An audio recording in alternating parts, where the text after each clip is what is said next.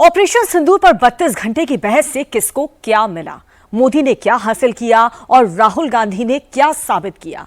Operation सिंदूर पर बहस के आखिर में आज वो क्षण आया जब गृह मंत्री अमित शाह ने स्ट्राइक रेट बढ़ाया और कांग्रेस ने पार्लियामेंट से वॉकआउट कर दिया। ऑपरेशन सिंदूर पहलगाम के बाद शुरू हुआ था और अब ये पीओके तक पहुंच गया है।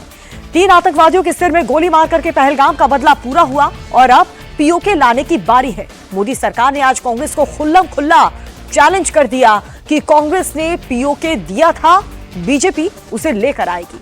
अमित शाह ने 30 साल तक बीजेपी शासन की भी भविष्यवाणी अब कर दी है। आज बात 1947 की भी हुई और 2047 की भी हुई। नरेंद्र मोदी के प्लान पर अमित शाह का ऐलान, पीओके हम ही लाएंगे, कैसे, पूरी रिपोर्ट देखिए।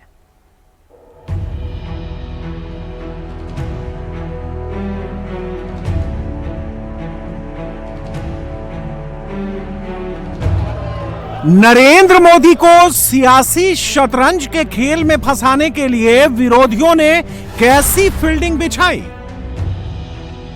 क्या सियासत के चेस बोर्ड पर मोदी फंस गए या गेम जीत कर निकले? 14 से 30 साल तक भारतीय जनता पार्टी की ही सरकार रहने वाली है। मैं कांग्रेस पार्टी को कहना चाहता हूं, पाक ऑक्यूपाई कश्मीर आपने दिया था, मगर लेने का काम भारतीय जनता पार्टी की सरकार ही करेगी और कोई। राहुल गांधी, प्रियंका गांधी, मल्लिकार्जुन खड़गे, अखिलेश यादव, असदुद्दीन ओवैसी, पिछले 3 दिनों से हुई 32 घंटे की पॉलिटिकल लड़ाई में इन सब ने नरेंद्र मोदी को चेक एंड मेट करने के लिए पूरी ताकत लगा दी। नरेंद्र मोदी पर पूरी प्लानिंग के साथ क्यूरेटेड अटैक हुआ। डायरेक्टली कहें कि अमेरिका के जो राष्ट्रपति हैं वो झूठ बोल रहे हैं। अगर पीएम ने बोल दिया तो फिर वो खुल के बोलेगा और वो पूरी सच्चाई रख देगा, तो इसलिए नहीं बोल पा रहे। बोलने की हिम्मत इनमें नहीं है। दाल में कुछ काला है, कुछ कमजोरियां हैं, इसीलिए ये लोग बोलते नहीं। वो कह क्यों रहा है? क्योंकि वो अपनी ट्रेड डील चाहता है, तो वहां पे दबाएगा इनको। चीन हमारी जमीन भी छीन रहा है, चीन हमारा कारोबार भी छीन रहा है। हम गोली का नरेंद्र मोदी के सियासी शत्रुओं ने बहुत सोच समझकर स्ट्रेटजी सेट की। राहुल गांधी ने नरेंद्र मोदी की फॉरेन पॉलिसी और डिफेंस पॉलिसी को टारगेट किया।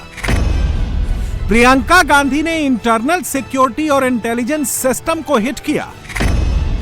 अखिलेश यादव ने चीन और पाकिस्तान के बहाने मोदी पर निशाना लगाया और मल्लिकार्जुन खड़गे ने डोनाल्ड ट्रंप और सीज फायर पर फोकस किया। 32 घंटे की डिबेट में इंडिया अलायंस के जितने भी नेता बोले, सबने अपने अपने स्टेट के हिसाब से पॉइंट गेन करने की कोशिश की। प्रधानमंत्री नरेंद्र मोदी ने लोकसभा में और गृह मंत्री अमित शाह ने राज्यसभा में ऑपरेशन सिंदूर पर हुई चर्चा का करारा जवाब देकर विरोधियों की सोच को एक्सपोज कर दिया।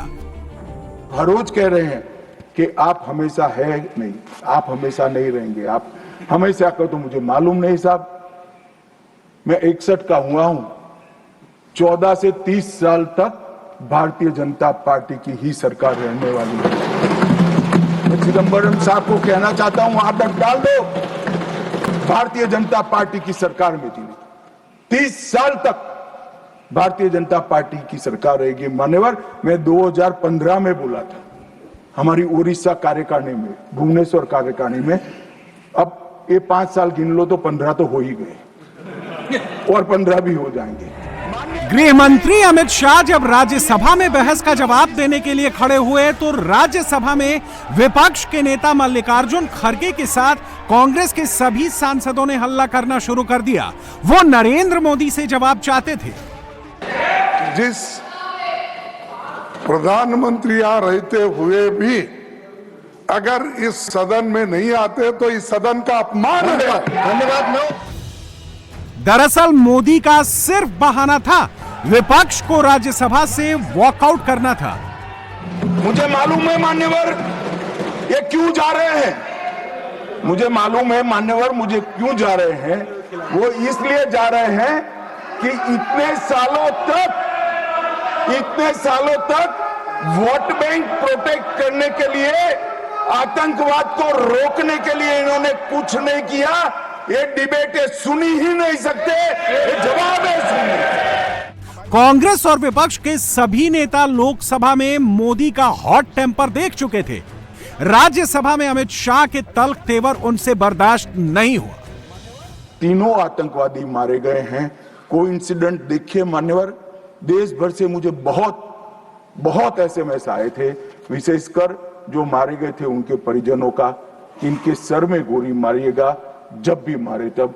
तीनों के एनकाउंटर के वक्त तीनों के सर में ही गोली लगा है मान्यवर। अमित शाह इस बहस को ऑपरेशन सिंदूर से ऑपरेशन महादेव की तरफ ले गए। होम मिनिस्टर ने अग्रेसिव राष्ट्रवाद और अग्रेसिव हिंदुत्व का फ्यूजन करा दिया। हर हर महादेव सिर्फ धर्म का नारा नहीं है। शिवाजी महाराज ने जो मुगलों के खिलाफ लड़ाई लड़ी, स्वतंत्रता की लड़ाई लड़ी, और शिवाजी महाराज की सेना का युद्ध घोष था हर हर महादेव। प्रधानमंत्री आकर ऑपरेशन सिंदूर और पहलगाम पर चर्चा कराने की मांग विपक्ष ने की थी। मोदी सरकार ने उसे हेड ऑन लिया। सरकार के मंत्रियों ने जिस तरह जवाब दिए उसमें मोदी की स्ट्रेटजी दिखी। रक्षा मंत्री राजनाथ सिंह ने संसद को ऑपरेशन सिंदूर के एक एक डिटेल बताए, वो भी अपने अंदाज में। विपक्ष में जो लोग आज बैठे हैं, जब उनकी सरकार थी तो उन्होंने जो काम किया वह आज की मांग के ठीक विपरीत है। बाप मरा अधियारे मां, बाप मरा अधियारे मां, बेटवा का नाम पावर हाउस। माने बाप तो अंधेरे में मर गया, लेकिन बेटे का नाम पावर हाउस। अमित शाह ने दोनों सदनों में पाकिस्तान पाकिस्तान करने वालों को चुप कराया, तो अमित शाह से पहले विदेश मंत्री एस जयशंकर ने चीन चीन करने वालों को चेकमेट किया। People are offering great wisdom on China. In fact, some people have even said that I am not that well versed on China. Sir, I've only spent 41 years in foreign service, only been the longest serving ambassador. But sir, there are China gurus now. One sir is honorable member sitting across me. Whose affection for China is so great, sir. उन्होंने एक संधि बना ली थी China और India की, चीनिया। तो इतनी मोहब्बत थी सर कि उसको संधि बना ली थी। अब सर इनको छोड़िए, इनके अलावा एक और चाइना गुरु है। अब सर अब ऐसा है सर, जयराम जी सर हो सकता है कि चाइना पर मेरे यहाँ से कुछ कमी हो, क्योंकि sir I did not get China teaching by going to Olympics. किसी ने मुझे बुलाया नहीं sir, I was not a special person. तो कुछ लोग जो हैं उनका चाइना ज्ञान जो है ओलंपिक्स जाने से हुआ। अब सर कभी अब सर जब ओलंपिक्स में गए, किनसे मिले और क्या हस्ताक्षर किया उसकी तो बात ही नहीं करते। और सर जो मिले वो खाली चाइना से नहीं थे सर, कहीं और से भी थे। तो उसको मैं छोड़ देता हूं सर, मैं बात नहीं करता उसके बारे में। ऑपरेशन सिंदूर पर नरेंद्र मोदी के स्ट्रेटजी के 3 लेयर हैं। राष्ट्रवाद की पिच पर ऑपोजिशन, मेनली कांग्रेस को एक्सपोज करना, पाकिस्तान के खिलाफ सेना और सरकार का स्ट्रॉन्ग रिस्पॉन्स जनता तक पहुंचाना, और आतंक के मुद्दे पर पूरी दुनिया को कड़ा संदेश देना। आपको पूर्णमासी तब समझ में आएगी जब आप अमावस्या के दिनों को जानेंगे।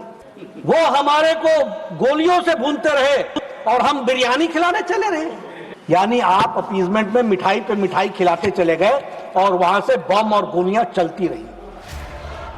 32 घंटे का यह मैराथन मैच आगे बहुत कुछ डिसाइड करने वाला है, इसलिए राहुल गांधी एंड टीम के स्ट्रेटजी को भी समझना जरूरी है। राहुल को लगता है कि मोदी की इमेज डाउन करके ही वो 44 से 52 और फिर 52 से 99 सांसदों की पार्टी के नेता बने हैं। 2029 के लिए भी राहुल यही स्ट्रेटजी सोच कर बैठे हैं, इसलिए वो वही चीजें कंटिन्यू कर रहे हैं जो वो बोलते रहे हैं और लोकसभा में भी बोल चुके हैं। अंतर बस शब्दों का है। Prime Minister has not said that Trump is lying. It's obvious what has happened. सबको मालूम है, बोल नहीं पा रहे। That is the reality. सच्चाई है ना, अगर पीएम ने बोल दिया तो फिर वो खुल के बोलेगा और वो पूरी सच्चाई रख देगा, तो इसलिए नहीं बोल पा रहे। और सर बार बार ट्रम्प जो है इस बात को कहते हैं, तो आपको लगता है कि हमारा जो स्टैंड है कहीं ना कहीं हल्का पड़ता है भारत का? नहीं, अभी क्या होगा, अभी वो कह रहा है। वो कह क्यों रहा है? क्योंकि वो अपनी ट्रेड डील चाहता है, तो वहां पे दबाएगा इनको। आप देखना कैसी ट्रेड डील बनती है। राहुल गांधी नरेंद्र मोदी के लिए तू तड़ाक वाली भाषा क्यों बोलते हैं? क्या गलती से, क्या उनके मुंह से ऐसा निकल जाता है? नहीं, ये भी राहुल की स्ट्रेटजी है। प्रधानमंत्री के नेता प्रतिपक्ष की जुबान एक बार फिसल सकती है, बार बार नहीं, लेकिन राहुल तो रोज रोज यही भाषा बोलते हैं। उन्होंने लोकसभा में भी यही बोला और बाहर भी यही बोल रहे हैं। राहुल गांधी पॉलिटिक्स गेम में नरेंद्र मोदी के ऊपर बाउंसर पर बाउंसर फेंकते हैं। इस बॉलिंग अटैक में दूसरे छोर से प्रियंका गांधी वाड्रा उनका साथ देती हैं। जिन शब्दों से प्रधानमंत्री जी और विदेश मंत्री जी ने कहा है, उन शब्दों को आप अगर ध्यान से सुने तो एक गोलमोल शब्द है। डायरेक्टली कहें, राहुल जी ने कल भी कहा, डायरेक्टली कहें कि अमेरिका के जो राष्ट्रपति हैं वो झूठ बोल रहे हैं, कहें सदन में। कांग्रेस अध्यक्ष मल्लिकार्जुन खड़गे की पिच अलग है, राज्यसभा का उनका चेस बोर्ड अलग है, लेकिन स्ट्रेटजी वही है जो राहुल गांधी तय करते हैं। राहुल ने कहा ट्रम्प, तो खड़गे भी बोलते हैं ट्रम्प। राहुल कहते हैं मोदी झूठा, तो खड़गे भी बोलते हैं मोदी झूठा। कांग्रेस के भाग्य से अमेरिका में छीका टूटा और ट्रम्प ने 30वीं बार अपना बयान रिपीट कर दिया। खड़गे ने इसे फौरन लपक लिया। अरे मैं कल ही कहा था आपको, मेरे भाषण समाप्त होने तक 30 दफा हो जाएगा, तो वो बोलते रहा। इनमें हिम्मत नहीं है कि वो झूठ बोल रहा है और हम इसको सहन नहीं करेंगे। We don't tolerate such nonsense. बोलने की हिम्मत इनमें नहीं है। दाल में कुछ काला है, कुछ कमजोरियां हैं, इसीलिए ये लोग बोलते नहीं।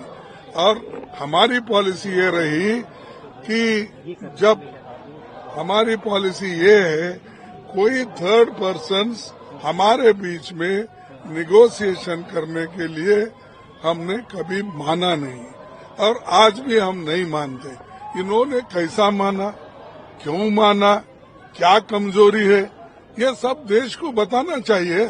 2 घंटे भाषण में कभी ट्रम्प का नाम लेके उन्होंने बोला। अखिलेश यादव राहुल गांधी की तरह अभी से 29 नहीं सोच रहे हैं। अखिलेश अभी 27 की सोच रहे हैं। अखिलेश वही चीजें बोल रहे हैं जो उनके वोटर की समझ में आए। इसलिए अखिलेश ने चीन और पाकिस्तान को चुना। चीन और पाकिस्तान को लेकर पब्लिक सेंटिमेंट क्या है, ये अखिलेश को भी मालूम है। दूसरी बात यह कि चीन और पाकिस्तान के बारे में बोलने से पॉलिटिकल रिस्क भी नहीं होता, इसलिए अखिलेश वही बोलते हैं। देखिए, अगर भारत सरकार को असली दुश्मन न दिखाई देता हो, जहां लगातार ये बात कही जाती है कि जितना भी टेररिज्म है या टेररिस्ट आते हैं पाकिस्तान से आते हैं, लेकिन पाकिस्तान के पीछे कौन खड़ा है? चीन खड़ा है। आखिरकार ये जो युद्ध हुआ, क्या जब भी कभी होगा अटैक तो हमें इसी परिस्थितियों से गुजरना पड़ेगा? तो ये बड़े सवाल हैं जिसका जवाब सरकार को देना चाहिए। कारोबार से आप भाग नहीं सकते हैं, कारोबार साथ चलेगा। इसलिए मैंने कहा कि चीन हमारी जमीन भी छीन रहा है, चीन हमारा कारोबार भी छीन रहा है।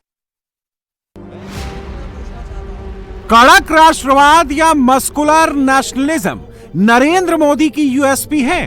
राहुल गांधी जब भी इस पिच पर बैटिंग के लिए आते हैं वो हार ही जाते हैं। राहुल फिर से उस पिच पर आए, इस बार बैटिंग के लिए नहीं बल्कि राहुल बॉलिंग की तैयारी करके आए। कांग्रेस के नेता ने सीज फायर, डोनाल्ड ट्रंप, चीन पाकिस्तान फ्यूजन और राफेल पर बात की। 6 और 7 मई को ऑपरेशन सिंदूर की पहली स्ट्राइक में भारत ने पाकिस्तान के अंदर घुसकर आतंक के 9 अड्डों को ध्वस्त किया था। बहावलपुर और मुरीदके में आतंकी कैंपों की ध्वस्त बिल्डिंग की तस्वीरें पूरी दुनिया ने देखी थी। आतंकियों की लाशों के साथ मुरीदके और बहावलपुर में निकले नमाज़े जनाजा की ये तस्वीरें राहुल गांधी ने भी देखी होंगी, कांग्रेस के अन्य नेताओं ने भी देखी होंगी, लेकिन राहुल ने संसद में इसका जिक्र तक नहीं किया।